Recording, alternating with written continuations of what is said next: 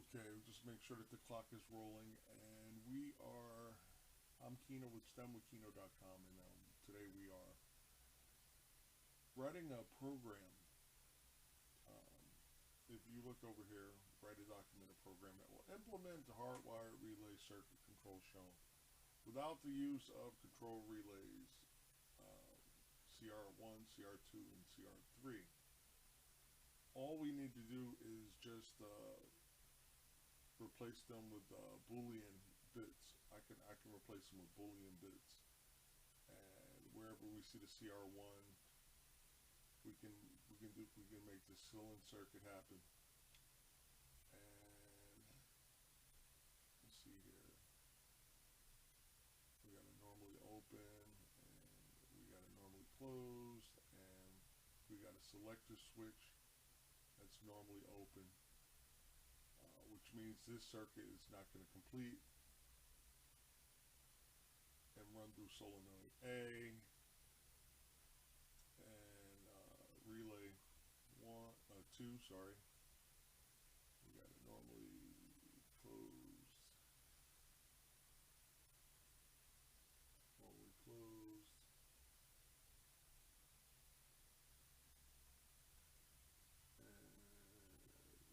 PB2, push button 2. If push button 3 is actuated, it'll actually open up the circuit and then de-energize this line and stuff like that. So basically all I'm going to do is I'm going to replace because that's what these it's like write a documented program that will show this without the use of these control relays. And that's the beautiful thing. We could use Boolean bits to replace those, and then it'll just make the same thing happen without these relays.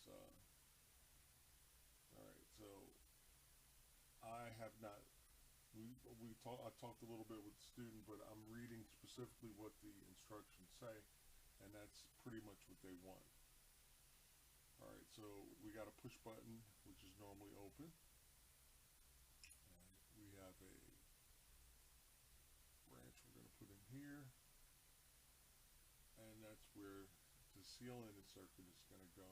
We got it normally closed. We'll put that there, and then we have a output, and then we're going to drop that in there. Alright, so PB1 is I12, so this is an input 1/2, and we're going to call it PB1. Alright,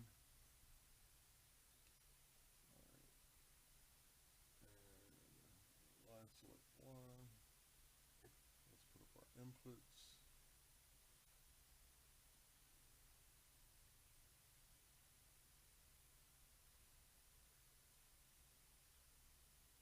We had some other information in there that we're going to actually rename. Alright, so LS1 is this guy. LS1 is input 1/0, input 1/0, and it's labeled LS1.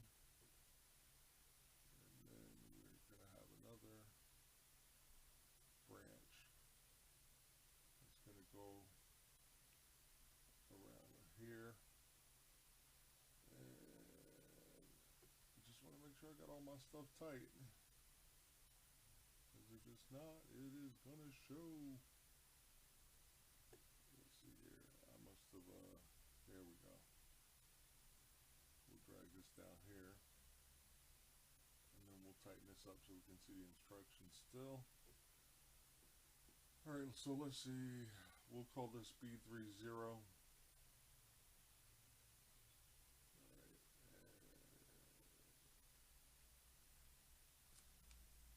Replaces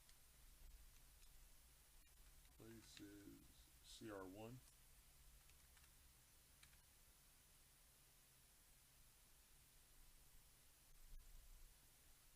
And then I'll put old CR1 spot here. So we're going to take this, and we can take this and we can drag it here and copy it there for the ceiling circuit. And then we have a pilot light, which is one of our outputs. Let's go to our output page, and we'll just put it in normally. So our output pilot light 1 is O2 output.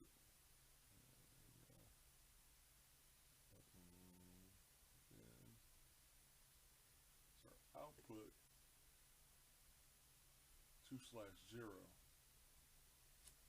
Output 2/0, and that is pilot light 1.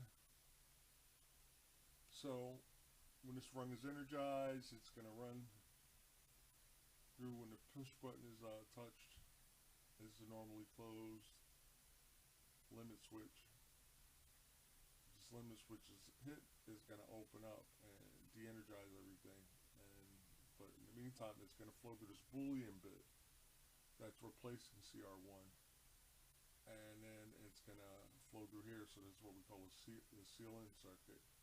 And as a result, too, pilot light 1 is going to be energized when this push button is pressed. So if we look here, we've shown the use of control relay without the use of, so we took out the use of CR1, so that's why I call it old CR1 spot. Alright, so we've satisfied this first rung. Alright. And this is going to be open. Well, it's kind of close though. But yeah, we're gonna keep that open. Alright, so we'll bring this down. This is going to be PS1. And what is PS1? PS1 is input 1/1. So I for input colon 1/1.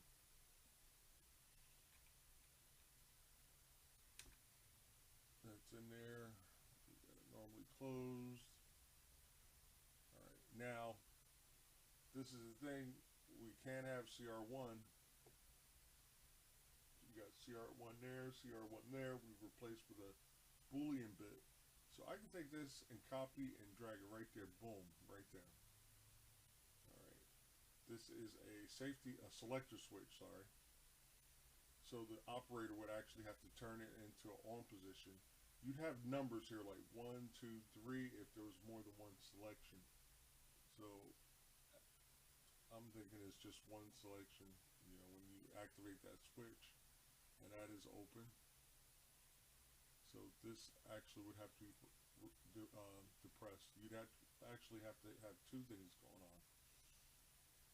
This is a pressure switch, and I guess if some pressure built up to a certain amount, boom, it would trigger that, run through the Boolean bit, and then nothing would happen unless the selector switch was on. So the operator would actually have to operate this selector switch SS1, which is input 1/6,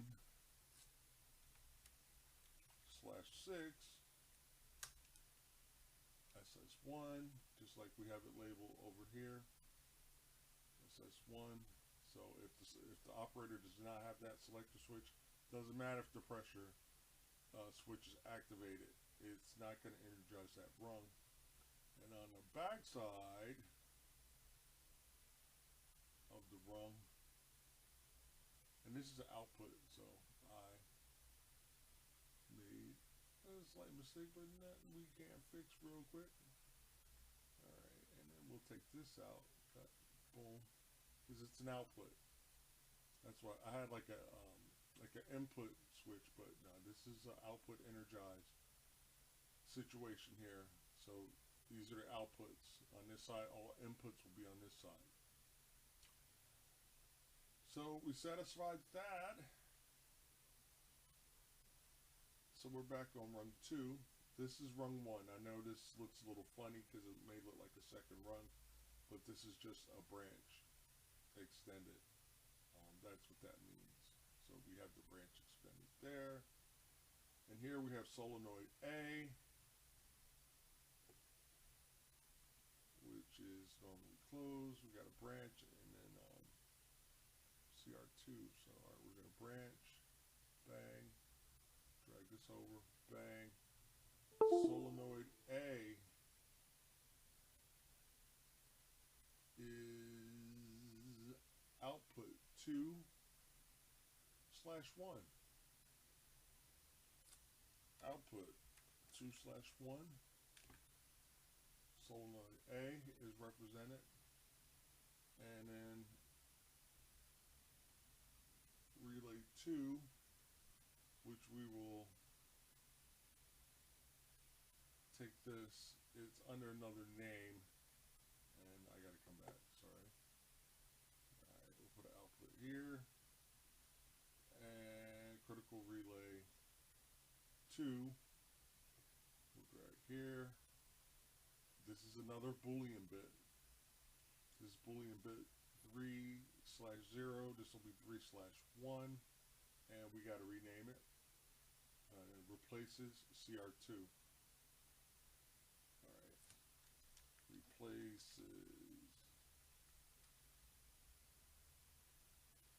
underscore CR2 tab, and I will put old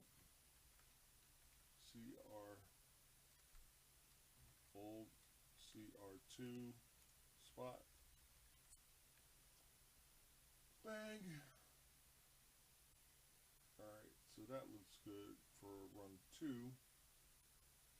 And this is not touching. So I'm going to leave that normally open. That is touching. That's normally closed. And then we got a Boolean bit replacing CR2. So we've taken CR1 and now we're taking CR2 out of the hardwired circuit. I'm just making sure I got all my stuff, so you know, tight, because the critics would be like, man, you missed this, you missed that. So, alright, we'll bring it down. This is going to be positioned for limit switch 2. This is going to be positioned for limit switch 3.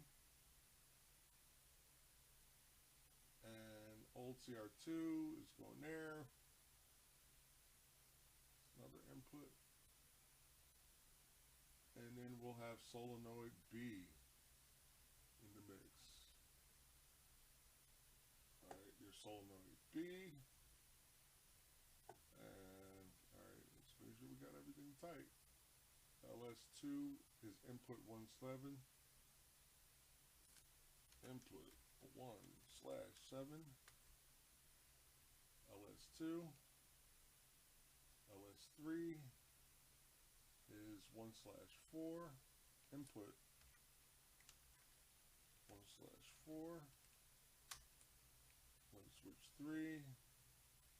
We'll take this and we'll drag it here, because CR2, that old relay is there too, and it's there as well. And then that ties into solenoid B, output 2. Output 2/solenoid B, 2/2. Looking good. So we replace the relay 1, CR1, CR2. And then we're going to replace CR3 in a moment here. So we got a couple of branches to deal with. Alright, we got a push button that's normally open. Normally closed, push button 3. Normally close relay 2. So this replaces old relay 2, which is normally closed. And the cool thing is I can hit this and boom, and drop it right there. So the old CR2 is replaced. And this will be solenoid C, solenoid Charlie, which is output 2/3.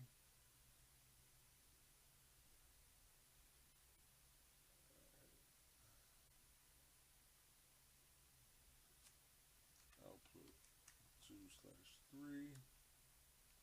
That's solenoid C. And right, focus Kino. So boom, we got a sealing circuit. You can see this is going to be activated, and boom, and then it's going to be sealed in. So this is normally open, and we got a branch here, and we're going to extend the branch, extend branch down, bang. Alright, and so output energize, output energize. Okay, almost there, folks. So we're not going to be using CR3 because CR3 is not going to be used. So we're going to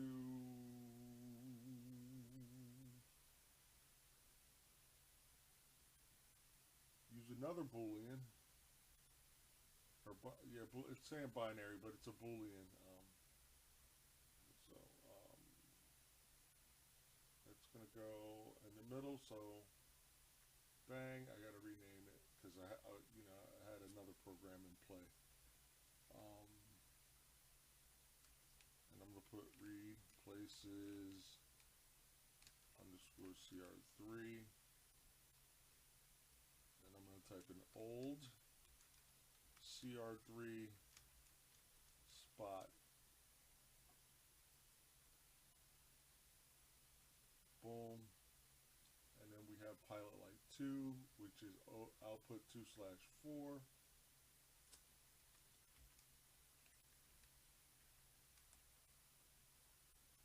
And bang, that's pilot light 2. So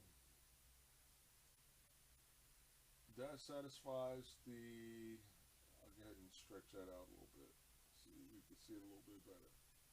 So that satisfies the instructions that the student's professor wants. And Don, I will call you after I send you this link to this video, but we have satisfied, and I'm just rereading, so bear with me a moment, guys. So once this goes online, everybody will go, oh look, Kino made a mistake. Oh look, boop. Push button 2 and CR3. So CR3, boom, that's in the ceiling, and push button 2 is input 1/3. Bang. Here.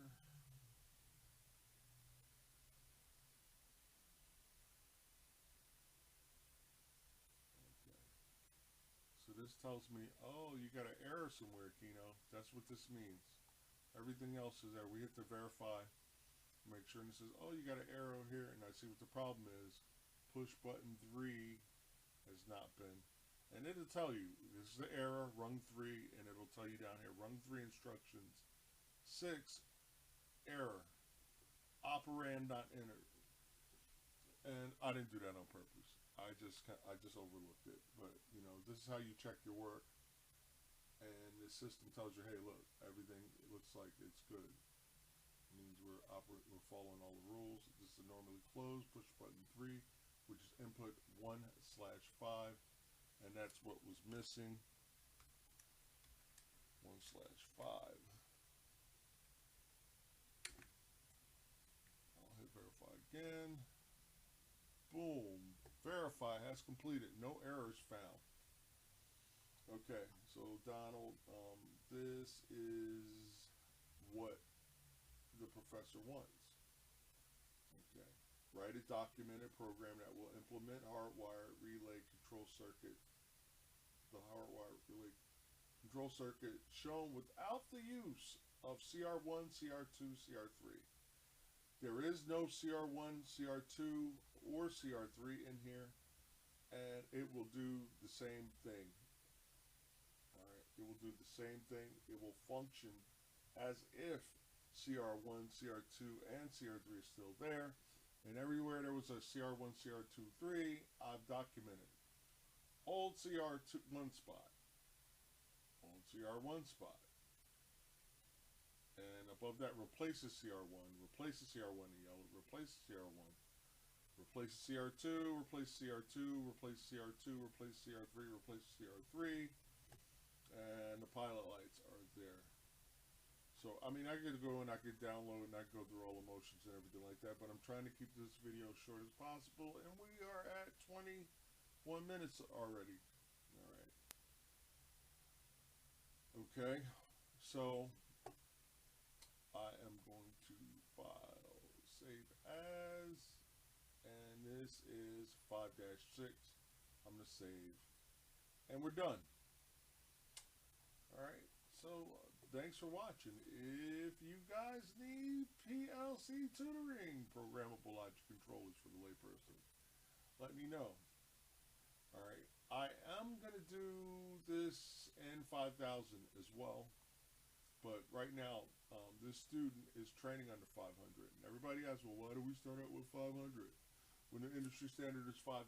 Because, dude, this is where you tighten your game up. Because you're constricted to so many rules. Whereas in tag-based, I don't have to put these inputs. I can put peanut butter and jelly, dog food, whatever. It's tag-based. Once I assign it a tag, I don't have to hit like, oh, output this and output 2.1 and everything like that. I can just create a tag, assign it, and then done.